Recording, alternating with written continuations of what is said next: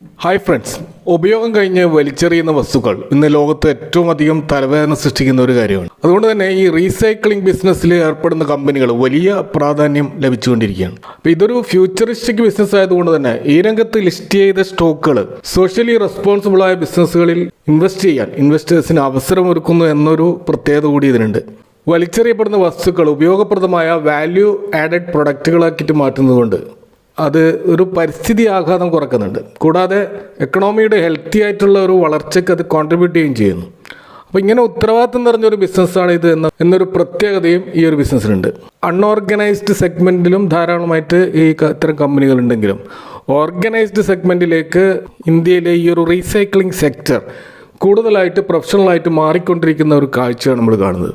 അപ്പോൾ ഈ രംഗത്ത് ഇപ്പോൾ ലീഡിംഗ് ആയിട്ടുള്ള കമ്പനികൾ നമുക്ക് കാണാൻ കഴിയും. അത്തരത്തിലുള്ള ഒരു കമ്പനിയെക്കുറിച്ചാണ് ഈ ഒരു വീഡിയോയിൽ നിങ്ങളുമായിട്ട് ചർച്ച ചെയ്യുന്നത്. അപ്പോൾ R4iലേക്ക് എല്ലാവർക്കും ഒരിക്കൽ കൂടി സ്വാഗതം.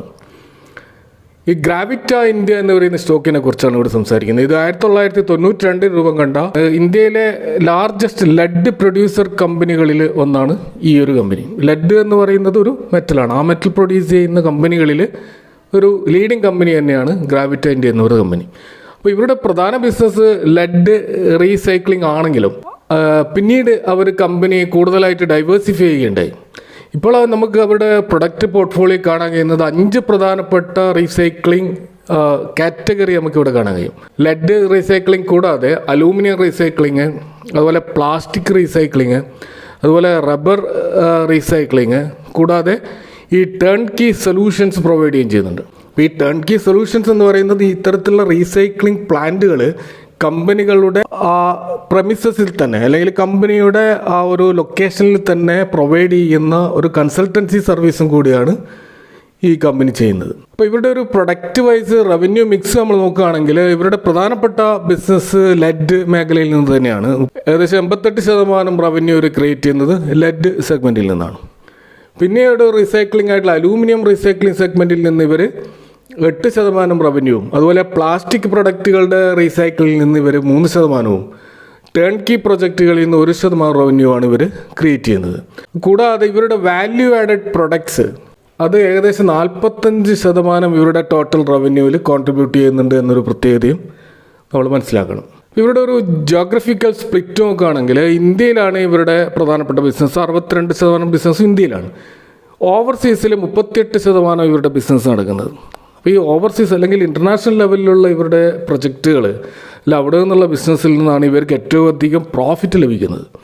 ഇന്ത്യയിലുള്ള ക്രിയേറ്റ് ചെയ്യുന്ന പ്രോഫിറ്റ് ഏകദേശം 25% ആണെങ്കിൽ ഈ ഇൻ്റർനാഷണൽ മാർക്കറ്റിൽ നിന്നുള്ള ഇവരുടെ പ്രോഫിറ്റ് ഓൾമോസ്റ്റ് 40-50% മേലെയാണെന്നാണ് കണക്കുകൾ സൂചിപ്പിക്കുന്നത്. ഇവരുടെ മാനുഫാക്ചറിങ് യൂണിറ്റുകൾ നോക്കുകയാണെങ്കിൽ അത് ഇന്ത്യയിലെ ജയ്പൂരിലാണ് ബേസിക്കലി ഇവരുടെ ഹെഡ് ക്വാർട്ടേഴ്സ് ഉള്ളത്.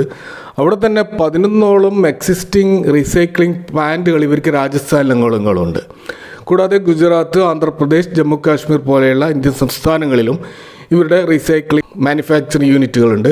കൂടാതെ ശ്രീലങ്കയിലുണ്ട്, ഗാന എന്ന് പറയുന്ന രാജ്യത്തുണ്ട്, മൊസാംബിക്കിലുണ്ട്, സെനഗൾ എന്ന് പറയുന്ന രാജ്യത്തുണ്ട്, താൻസാനിയയിലുണ്ട്, ടോഗോ എന്ന് പറയുന്ന രാജ്യങ്ങളിൽ ഇങ്ങനെ കുറേ വിദേശ രാജ്യങ്ങളിലും ഇവരുടെ പ്ലാന്റുകളുണ്ട് എന്ന് നമ്മൾ മനസ്സിലാക്കുക. മറ്റൊരു കാര്യം ഇവരുടെ ഒമാനിലും അതുപോലെ ഡൊമിനിക്കൻ റിപ്പബ്ലിക്കിലും ഇവർ 2 പുതിയ മാനുഫാക്ചറിങ് ഫെസിലിറ്റീസ് ലോഞ്ച് ചെയ്യാൻ വേണ്ടി കാത്തിരിക്കുകയാണ്. അവരുടെ ടേൺ കീ പ്രൊജക്ട്സ് ഏകദേശം 70-ലധികം പ്രൊജക്റ്റുകൾ നമുക്ക് കാണാൻ കഴിയും. അത് Qatar, UAE, Saudi Arabia, Poland, Chile തുടങ്ങിയ രാജ്യങ്ങളിലുള്ള ഇൻഡസ്ട്രീസിന് വേണ്ടിയാണ് ഇത്തരം ടേൺ കീ പ്രൊജക്റ്റുകളും ഇവർ ചെയ്യുന്നതായിട്ട് നമുക്ക് കാണാൻ കഴിയും. കൂടാതെ ഇവരുടെ ഒരു കസ്റ്റമർ ബേസ് നോക്കുകയാണെങ്കിൽ ഏകദേശം 350-ലധികം customer base Asia, middle east, Europe, അതുപോലെ അമേരിക്ക തുടങ്ങി 32 രാജ്യങ്ങളിൽ വ്യാപിച്ച് കിടക്കുന്നതായിട്ട് കാണാം.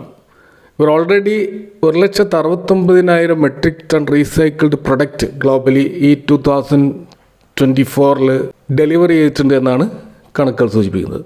ഇന്ത്യയിൽ നോക്കുകയാണെങ്കിൽ 240-ലധികം കസ്റ്റമേഴ്സ് ഇവർക്ക് 22ഓളം സ്റ്റേറ്റുകളിൽ വ്യാപിച്ച് കിടക്കുന്നുണ്ട്. ഇവരുടെ മെയിൻ ക്ലയൻസ് നമ്മൾ നോക്കുമ്പോൾ ഇന്ത്യയിലെ ലീഡിംഗ് കമ്പനികളൊക്കെ കാണാൻ കഴിയും. ഇപ്പോൾ Schindler's electric, Exide, Tata batteries, KEC, Amara Raja batteries, KEI industries, പ്രിസ്മാൻ, Panasonic അങ്ങനെ തുടങ്ങിയ ധാരാളം കമ്പനികൾ നമുക്ക് അവരുടെ ഇന്ത്യൻ കസ്റ്റമേഴ്സ് ലിസ്റ്റിൽ നമുക്ക് കാണാൻ കഴിയും.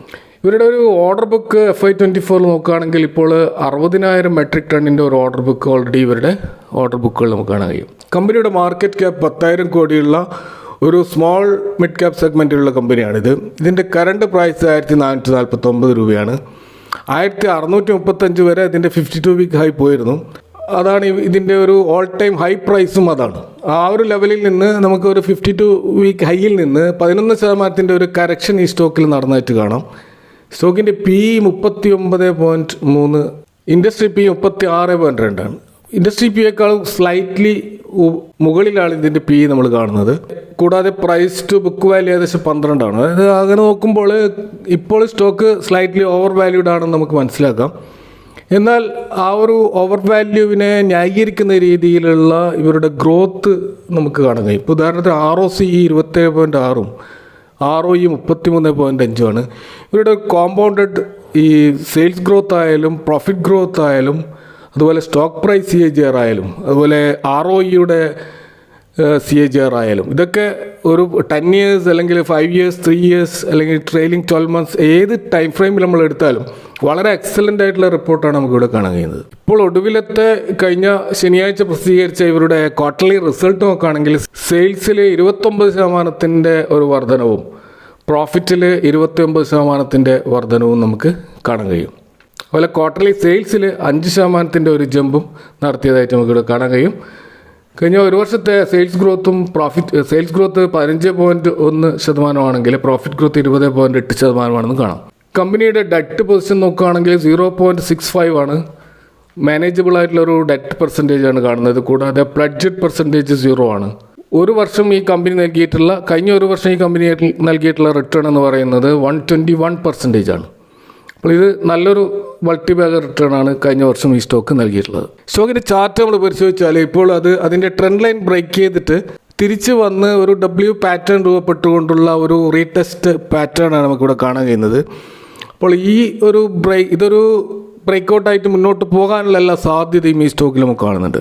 കമ്പനിയുടെ കമ്മിങ് റിസൾട്ടുകൾ ഈ കമ്പനിയിൽ ഉണ്ടാക്കാവുന്ന പോസിറ്റീവ് ഇമ്പാക്റ്റ് അതും വളരെ പ്രധാനമാണ്. ഇനി ബജറ്റുമായി ബന്ധപ്പെട്ടിട്ട് ഏതെങ്കിലും വിധത്തിലുള്ള പ്രഖ്യാപനങ്ങൾ ഇത്തരം റീസൈക്ലിംഗ് സെഗ്മെൻറ്റ് പ്രത്യേകിച്ച് അതൊരു സോഷ്യലി റെസ്പോൺസിബിൾ ബിസിനസ് ആയതുകൊണ്ട് തന്നെ അതിലേതെങ്കിലും വിധത്തിലുള്ള നീക്കിയിരിപ്പുണ്ടാകുമോ എന്നുള്ളതും ഈ സ്റ്റോക്കിൻ്റെ നമ്മൾ നാളെ നിരീക്ഷിക്കേണ്ട ഒരു കാര്യം കൂടിയാണ്.